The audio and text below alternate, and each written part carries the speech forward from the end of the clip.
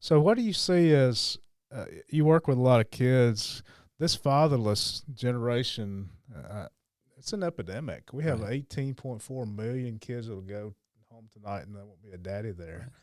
What do you think that does to a kid psychologically, emotionally, in terms of just their whole outlook on life?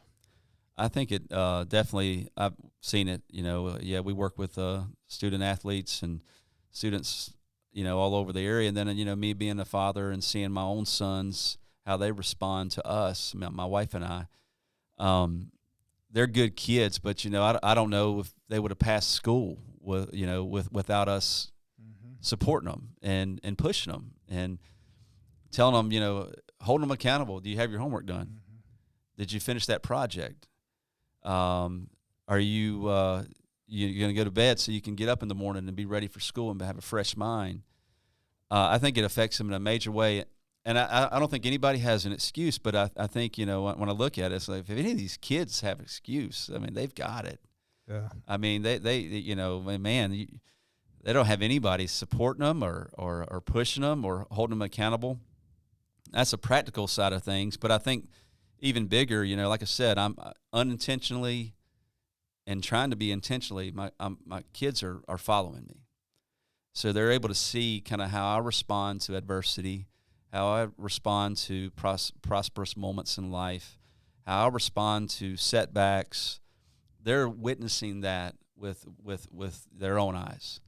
And I can't imagine a kid not being able to witness that, Mm-hmm. They're having to figure it out on their own. And how do you deal with these circumstances? Well, you just got to.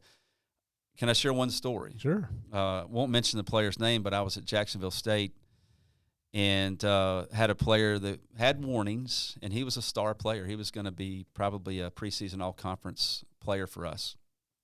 And he grew up in inner-city Atlanta in a fatherless home. And he was a phenomenal athlete.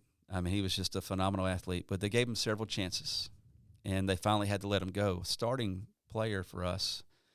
And he didn't want anything to do with me. Honestly, I represented the preacher role. Mm-hmm. And I walked through the locker room, hey, man, what's up? I talked to say, and I could hear him kind of joking about me, Mm-hmm. man, oh, preacher man over there, just joking about it. Yeah. I'm like, I'm all right. That's fine. You can joke about me. So we didn't really have any kind of relationship at all until he got kicked off the team. And I called him up. I said, hey, man, I just heard the news. Can I meet you for lunch? And he's like, sure. We met and talked, and I'm sitting right across the table from him at Jefferson's there in Jacksonville, and started just talking. I said, just tell him I'm sorry, just want to let you know I'm here to support you any way I can. And literally this tough kid, tears rolled down his face. I didn't ask these questions. He just said, nobody ever really taught me how to treat a woman. I was like, really?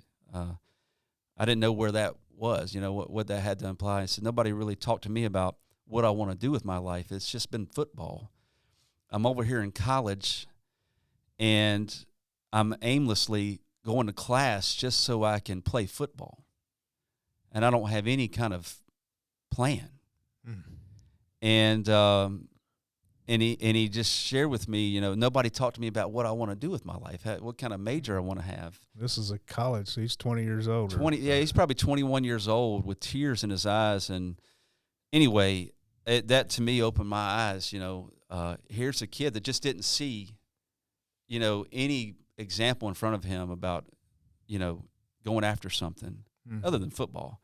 He didn't see a father that had to deal with maybe a layoff, being let go from their job, or having to start a business, or having to provide for their family, whatever it took to provide for their family. And you just got to keep going. Yeah. Even if it gets tough, you got to find another way. To us, that seems so common Right. sense, but to a kid who's never had it modeled, It's we forget that there's so many that really haven't. Literally, they don't have a clue.